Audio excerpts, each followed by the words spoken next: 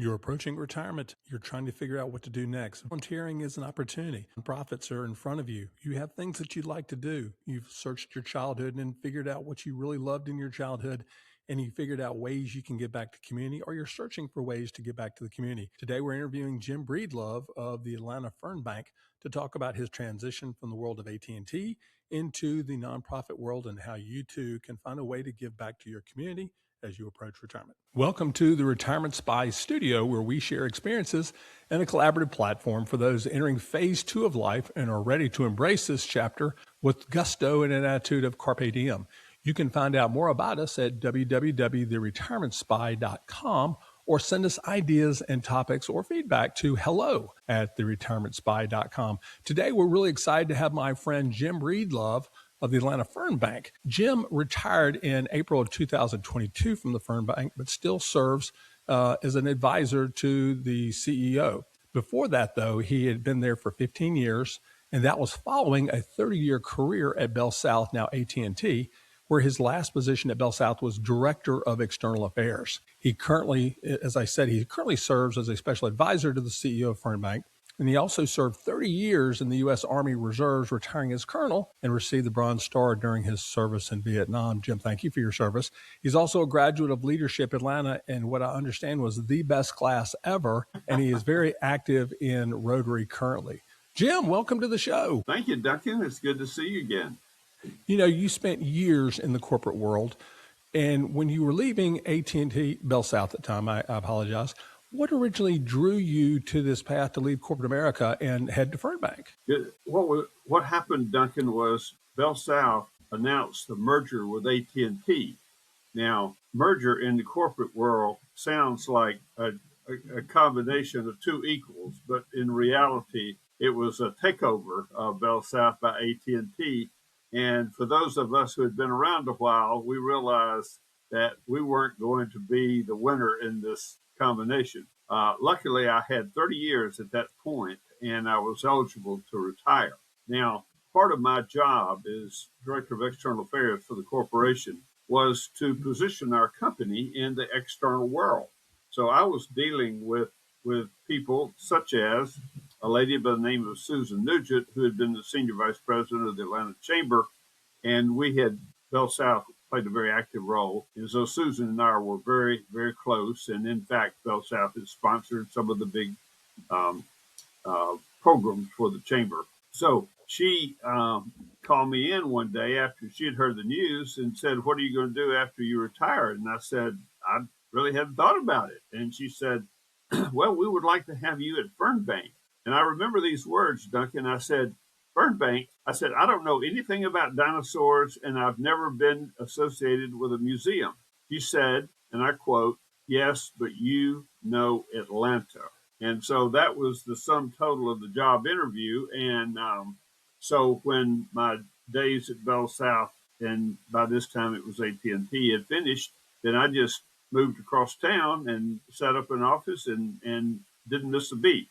So it was probably the easiest transition in the whole wide world. At that point, of course, I was a paid employee as the Vice President of External Affairs for Fern Bank. And then, as you mentioned, I retired in 2022 on my 80th birthday. And I got paid for my working on my 80th birthday. And then I'm now in a volunteer role. So that's kind of how I made that transition. So you could have retired after AT&T, but you went back to work for a nonprofit. Tell me the differences from being at Bell South to being in a nonprofit like the Fern Bank. What was the day-to-day like change, and why not just hang it up as opposed to going back to work? Well, this probably isn't a serious answer, but when I was at Bell South, I was in charge of the contribution and sponsorship budget. So when I called someone, they were very quick to return my call. When you go to a nonprofit and usually you're calling somebody asking for something else, people aren't quite as prompt in returning that phone call. So I would say, from a reality point of view, the different perspective in giving money as opposed to asking money was quite a shock. But I had been fortunate in my 30 years at Bell South, and also the 9 years I spent at Rich's department store before that, I've been involved with a lot of nonprofits. So I've been on boards and been volunteers and raised money and all of that. So probably for me, Duncan, it was less of a transition than it would have been for somebody else because I had been around that table, except on the other side. You had such a great experience because you were giving so much money away in sponsorships with AT&T and stuff. How was it just the right place at the right time that Fern Bank had reached out to you, or what caused you to choose Fern Bank as opposed to probably 100 other calls you got to go do the same thing at another nonprofit? I would like to think there were 100 calls, but there was one. Actually, Susan initiated it before I'd even given a lot of thought to that transition because it was turmoil when Bell South was merging with AT&T, and we were as busy as could be. So I hadn't had time to think about it a lot. But so Susan realized that Burbank needed somebody with my I won't call it expertise, but experience. And so she initiated it before I really gave much thought to it. But um, I had I had never really seriously considered leaving Bell South and going to another company.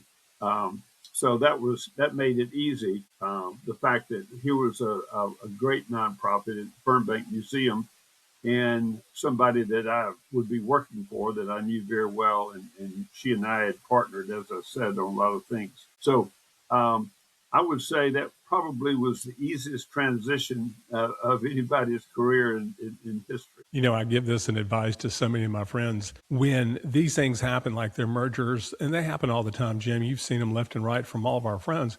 When it happens, and it's typically at the C-suite level, CEO, CFO, I've advised my friends, let's just say who are close to retirement, or better yet, I know that they don't need money anymore. I'll say, you know what? Don't answer the phone for 6 months.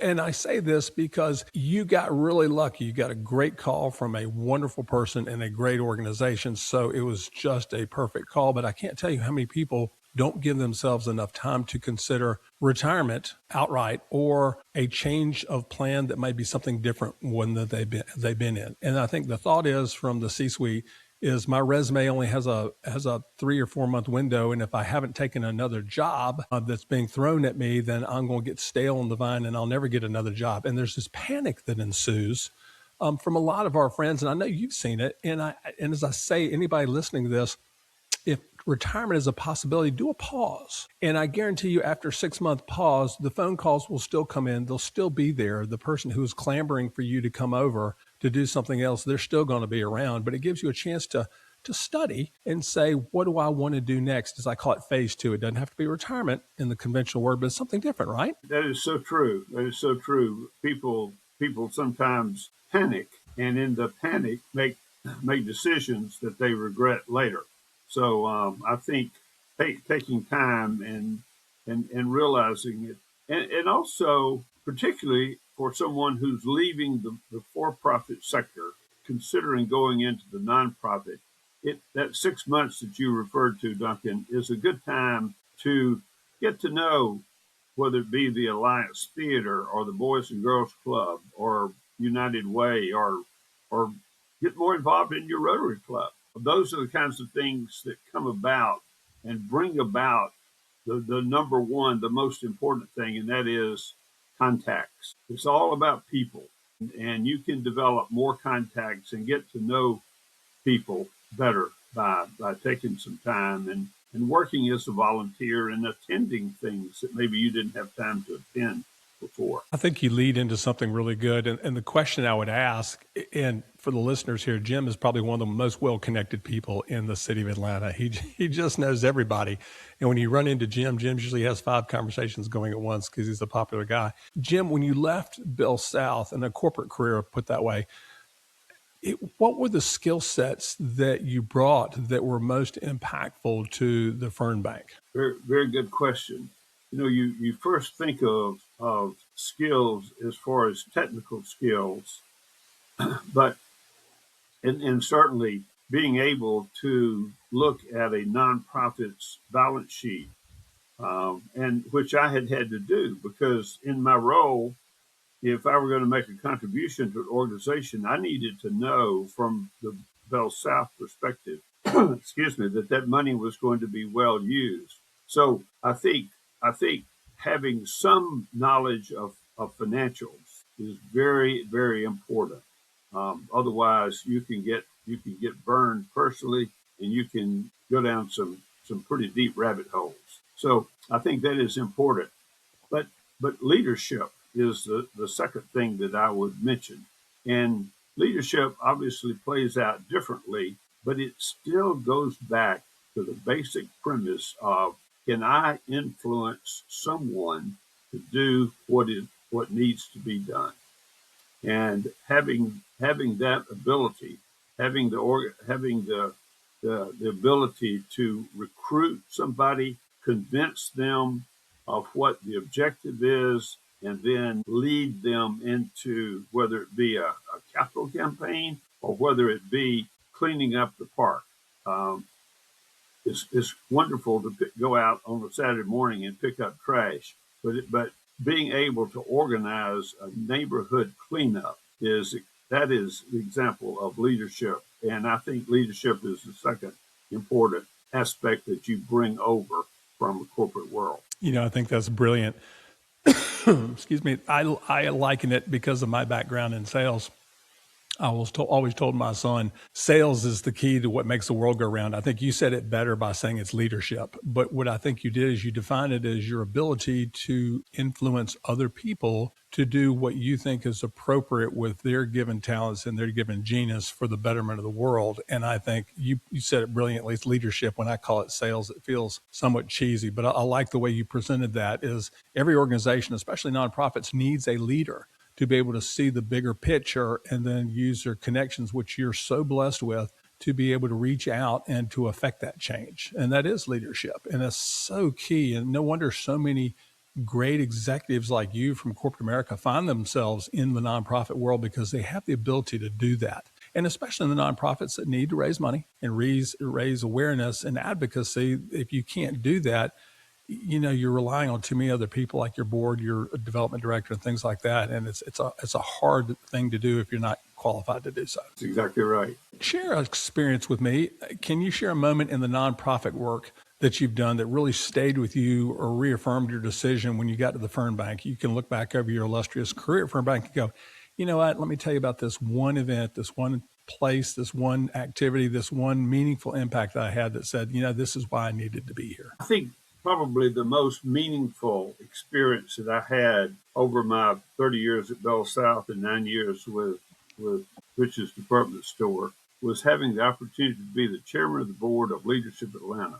Now, as you know, Duncan, you got a lot of type A's in Leadership Atlanta, and particularly on the board. So being able to take all the quote advice that you get and convert it into an action plan uh, from people who are a lot smarter than you, have accomplished a lot more than you. But that opportunity, probably that 1 year that I had as chairman of the board, probably meant more to me than anything else. And then one that was completely different was early in my career, which actually goes back to the Rich's days. United Way was a wonderful neighborhood grassroots start from the beginning campaign where there were hundreds of volunteers who were making calls on small businesses, corporations, whatever. And at an early age, I got the opportunity to be what was called a division chair. Well, that word doesn't mean anything, but it really constituted over 100 volunteers that I'd only been in Atlanta for 5 or 6 years.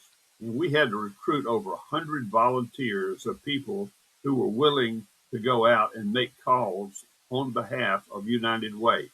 And that was a challenge, but an opportunity that I just, and you talked about knowing people. I got to know a lot of people through United Way, and it's a wonderful organization today. But then it involved many more people than it does. So I would say those two things stick out in my mind as being quite different, but also extremely meaningful to me. Let me go a little more tactical.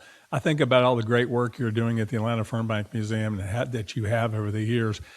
Give me a perspective of an event, a time at the Fernbank specifically where you go, wow, I made the great move to come here and I love this organization. And here's a memorable moment about what that solidified in my heart that I was in the right spot. I, I had been on boards, as I mentioned, and I got to Fernbank and I realized that we had a great board, and our board was doing what boards are supposed to do. It's governance, it's oversight, it's supervising the CEO, is looking at the financial resources and the human resources, and they were doing well. But it also occurred to me, and along with Susan, that we needed an ambassador for us. And so we created early in my career at Fernbank something called the Corporate Leadership Council.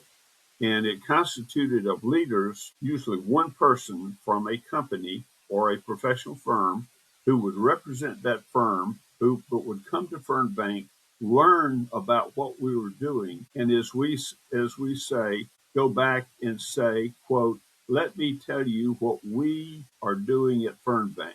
And trying to get these corporate leaders to take ownership of Fernbank and to say, let me tell you what we are doing. It over the last 12 years, it has made a tremendous impact on Fernbank because we've got people from the law firm, KPMG, Deloitte. You could go right down the list of out of the Business Chronicle, and we've got a leader from most of those firms, and we get together periodically. We educate them, we have fun, and they go back and they take pride in whether it's in their PTA or whether it's their respective Rotary Club and say, let me tell you what we're doing.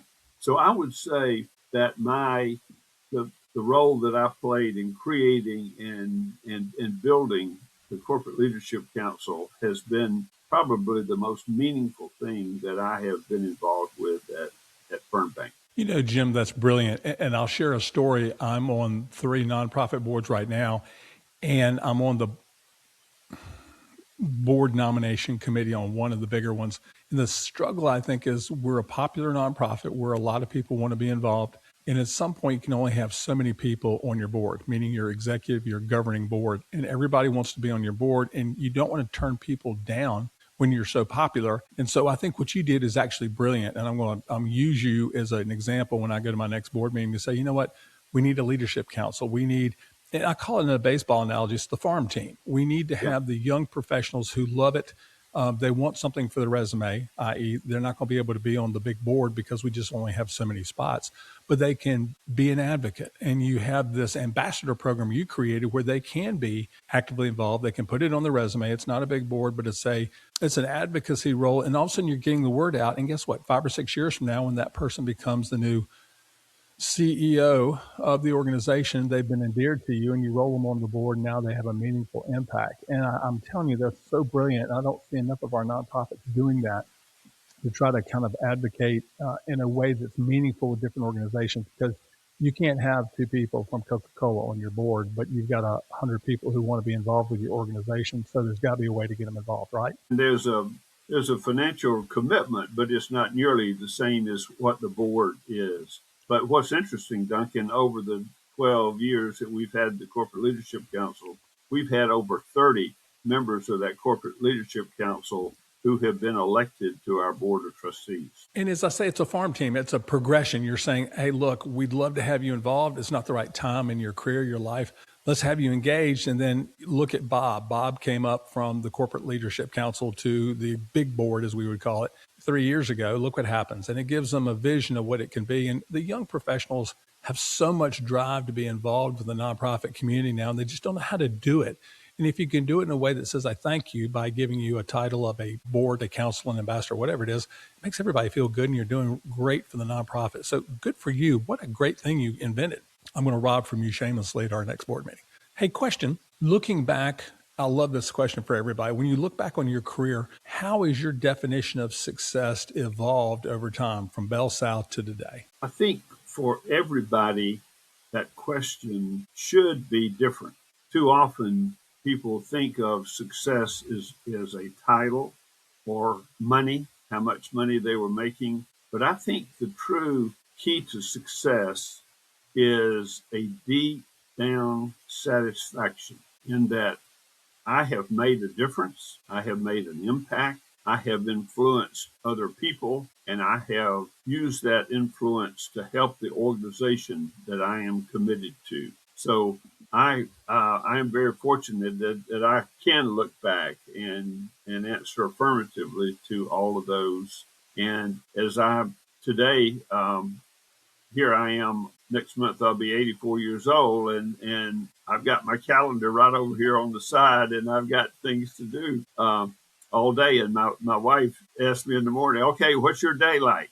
And I tell her, but because I'm very much committed to Rotary, very much involved in scouting, still doing a lot of scouting, and our several church activities, and to some lesser degree now with Leadership Atlanta. But anyway, I've got plenty of volunteer opportunities, and I stay busy. And I think that too is part of the success, is saying that I've got a full agenda today, and I've got commitments for tomorrow and for next month. You know, Jim, in retirement, you've done it well. For the audience today, I had to reschedule this interview twice with Jim because he has kept himself very busy, and he's very prioritized in what he's doing in retirement. And so there's a lot to be learned here. Question: how does this is one I like to say? What one thing do you wish you'd known earlier in your career that, looking back as a retiree now, that you wish you knew now? Or am I saying that rightly? What's the one thing you wish you had known earlier in your career that you do know now? If I have one regret about what I've done for the last 50 years in Atlanta, as I mentioned, I'm very much supportive of scouting. I'm an Eagle Scout and still support it. If I could do one thing differently, Duncan, in the last 50 years, I would make time. I would have carved out some way to be a scoutmaster. I think a scoutmaster influences more people positively than any other one role that a person can do. And it is time consuming. And because, as you mentioned, I was in the military for 30 years, so that took a lot of time along the way.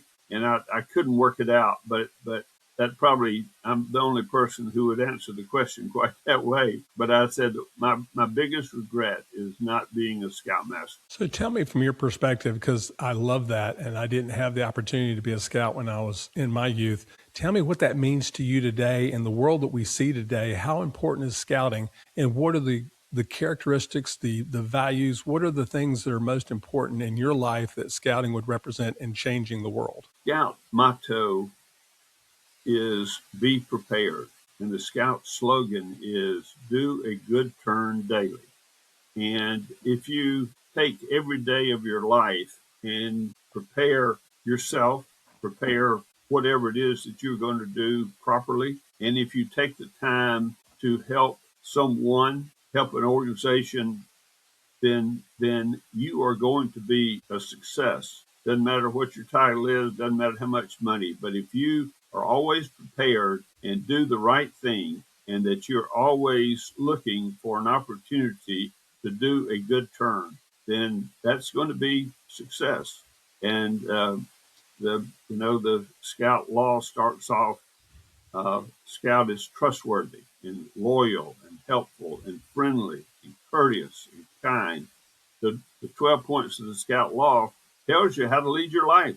You don't need to read any more books other than the Boy Scout handbook. And so I think that is being involved in scouting and being an Eagle Scout have probably been the one most important aspect of my life, period. That is a great lesson for everybody. Everybody chooses a nonprofit, a cause in life. There are people in this audience here that are flirting with retirement, and they're flirting about what they want to do. How would you counsel those approaching retirement or even in retirement who say, I'd like to give back, I'd love to volunteer, I'd like to work with a nonprofit? You did it the great way. They just paid you a whole bunch of money to go and lead an organization to its betterment. But for those who are dipping their toe into a nonprofit world, whether it be the Fern Bank, whether it be United Way, the Scouts, how would you give them advice to say, okay, yes, you should give back. Volunteering is a wonderful thing in retirement. How should they go about approaching that? First of all, Duncan, I would say I hope that they don't wait until their 64th birthday to decide that they want to start giving back. I hope that they somewhere along the line uh, agreed to do a good turn daily or to be involved in music. You know, if you're involved in music, then you could see a natural fit to being a volunteer for the ASO or other organizations. If you really like outdoors and you can help people use their skills outdoor, don't so my point is, don't try to reinvent yourself at the age of 64. Find something that you've got some natural affiliation to and expand on that rather than decide you're going to grow bonsai plants when you retire at 65. So find a natural fit and expand on that and find something that you don't mind writing a check for. You know, most organizations, whether it's the ASO or Fern Bank or Boys and Girls Club, they need the resources. And if you're on the search, you're on the committee looking for new board members. If those board members aren't willing or not in a position to write any checks, they probably are not going to have a good fit. So you need to find something that you're comfortable with and that you have an affinity for. No, I think you're right. I sympathize with the workaholics, me being one of them, who have spent their entire lives raising a family, doing the corporate 9 to 5, and they said, look, I just haven't had time for retirement. And I think, Jim, you and I haven't gone through leadership in Atlanta. There's a little different DNA, and it's not a judgment, right, wrong, good, bad, or indifferent. But I do have a large heart for those heading into retirement to say, I've always wanted to retire. I have always wanted to give back to the community. I just don't know how I could do that. I couldn't do it when I was working so hard. Now I'm ready. I agree with you. I hope you've already done this earlier in your life, the simple things, but you need to find what that passion is. And it could be your kid's school. It could be a soup kitchen. It can be, you don't like that social aspect, but you have the ability, if you've been in sales, to raise money. And you're happy to pick up a phone call to friends and say, hey, you know what, we're having a bake sale. We're having this. We're having a fundraiser. Let's give some money. So I think if you look to your core talents, knowing that you should volunteer and you want to volunteer, you've got the gift of gab, i.e. sales, you can go raise money. You've got a huge heart, and it just warms your heart to go down to the church and work in a soup kitchen. You find out where your heart is and where that passion is and where your skill set is, i.e., as we had mentioned, you've got talents that you could have teaching violin lessons if that's been a part of your DNA, and you're giving back to the world. It doesn't have to be necessarily a nonprofit, but how can you better the world through volunteering in your old age? And I think you said it so well. Hopefully we're doing this way in advance of retirement. But if not, don't feel guilty. Jump in because it's never too late. That's exactly right. And there's some volunteer opportunities that don't require that you've done this. A great example is Big Brothers and Big Sisters.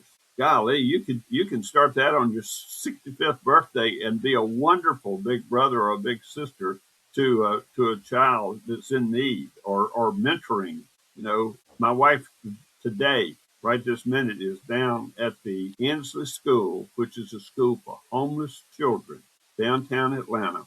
And so she is probably down on the floor with the kindergarten class doing things, but she is committed to those homeless children and trying to help them get a leg up on life. And you know what? It didn't take any particular skills to work with kindergarten homeless children. Which means your wife is in good shape, because if she's on the ground with kindergarten children and can still get up, she's in great shape, because that's a hard thing to do, to get on the ground with children. Hey, question. We have a lot of people who are poking their toe into retirement, and there's a sense of unrest because as they look into retirement, I have several school of friends who say, I am going to work forever. I'm never going to retire. And I think the honest answer is they hadn't figured out what they're going to do next. And so the default is I'm going to just keep working or go to the next job. What advice would you give to those executives who are approaching retirement but feel restless about what is next and is keeping them from retirement? I think your comment earlier was so important, and that is don't rush, take some time, look around, put your toe into a lot of different buckets, and see what fits, what seems to be um, a, a, a, a, a good fit. Because whether you're an executive or just or a mid-level manager, there you have done things that have helped your company, your firm, and there are lots of organizations that need that. But taking the time to find out what is a fit. I'll tell you a quick story that illustrates that. When I was at Bell South, one of the roles that I played was to make sure that our officers got connected to a nonprofit and had some role in the community so that they could give back, but also find something that they enjoyed and was able to use that to help. So this lady moved to Atlanta in a senior financial position, and she said, "What's available?" And I said, "Well, as a matter of fact, we've had a board member on the Atlanta Opera, and he has now moved on, and we've got a position, and they would love to have somebody from Bell South." So she said, "Okay," introduced me, and so I did all the connections, and I went with her to orientation and so forth. Well, about a year later, I noticed that she was already the CFO of that of the organization. Um, and so one day her secretary called me up and said, "So and so needs to see you in her office." Well, I figured she needed money. That's what I was expecting. So I go up to the office, and she looked me right square in the eye, and she said, "Jim, you got me involved in this organization. I don't like it. And now you got to get me off." So getting somebody off is sometimes harder than getting them on. But she didn't take time to find out whether she liked opera or not. If you don't like opera, you're probably not going to like being on the board. No, and So I think that's important. it's interesting as people are approaching retirement. Some people don't have the luxury of being able to study about what retirement looks like because we have corporate mergers, acquisitions, things that happen, or people just terminated early. So you're thrown into retirement without the luxury of thinking about it. But I would say anybody, let's just say 55 on, needs to start thinking about what joys do they have as a child or in their past that they could pursue passionately. And that may be riding bikes. But the question is, how are you going to fill your 40-hour week? I think retirement is a wonderful place to be when it's a well thought out plan. And you've got 40, the simple solution is you got 40 hours you're looking to replace. What are you going to do that is meaningful, as meaningful, if not more so than you had in your career, that's fun, that's engaging? And a lot of that has to do with volunteering and helping others. We call it, giving back to charity or whatever it is, but it's got to be, it can't be golf 7 days a week. It can't be just pure hedonistic pleasure. It's got to be a little bit more, and it's got to have some structure to it. And you have to think about it ahead of time if you have the ability to do so. And that's why I say somewhere around 55, start thinking about it, because you may have an unfortunate termination in your career as a result of big mergers, or it may be you've got plenty of money and you have the luxury of being able to retire way before 65. And, maybe it is time to do it. And you've got a better part of a third of your life left when most people retire close to 60. So if you think about it in that perspective, you've got a third of your life left, say it's 25, 30 years, maybe more. Think about this if you were 35 years old and said, hey, guess what? You've got another 30, 40 years in a career or a phase two. What are you going to do? And at age 35, you wouldn't say, well, I'm not going to do anything but play golf for 25, 30 years. So it's the same thing. You've got a ton of time ahead of you, knock on wood. We never know when that last day may come. But now you've got something to plan for, and you need to think about it. And I don't think enough people are thinking about it in a methodical way, so that when they get to Jim's age at 84, they've got a full plate where the retirement spy here is trying to get you on the schedule, and we have to reschedule 2 times because you're so busy. What a luxury that is. Duncan, you and I have seen people who did not take mine and your advice, and we've seen people who, whether it be 65 or whatever, and all of a sudden they quit. And we have seen, and there are lots of examples of that, the demise of people who don't keep their mind busy, don't keep their body busy, don't keep themselves physically strong. And, it's the opposite of Warren Buffett. I mean, Warren Buffett's a hero of mine. I don't know what he's 97 or something like that. He just stepped down, but his mind is still as quick as ever because he exercised his mind and remained relevant until his late 90s.